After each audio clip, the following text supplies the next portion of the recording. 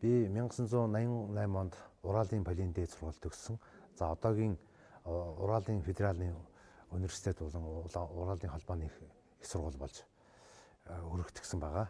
За ингээд тухайн үедээ сургууль төгсөөд ирэхэд бас одоо төгссөн мэргэжилтээр нэг эргэлздэг ч гэдэм үү. Одоо би заримаа одоо өгдөг нөгөө инженерийн сэтгүү одоо сайн суугаагүйсэн ч юм уу бас ирж төгсөж ажиллаж байлаа. За нийт хангамжийн салбарт ажиллаад 20 гаруй жил ажилласан. За мөн өдөө хүртэл нэлээд туршлага хөрвүүлж өдөө хүртэл ажиллаж байна. За одоо би шинжлэх ухаан техникийн сургуульд механикийн сургуульд багш хийж байна. За гагнуурын, за металлын чиглэлээр металлын ядрал цуцалд за 4-5 чиглэлээр хичээл зааж байна.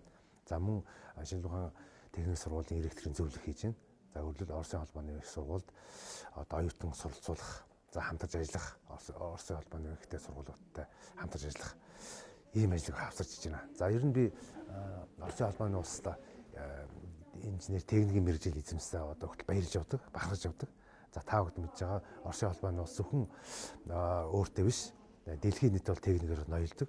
За тэр газар нь одоо яг ялангуяа механикийн чиглэлээр мэргэжил эзэмсээд ирнэ гэдэг болоос айгүй хүн их юм сурдаг. Зөвхөн одоо онлоо сурах гас гадна практик.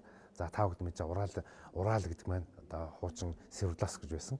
За одоо онгоц машин одоо машин техник одоо том одоо механизмуудын хөдөлгөөрүүдийг одоо юу л байна бүгдийг одоо үйлдвэрлэх. За тэр утгаараа тухайн үед бас хаалттай байсан баг.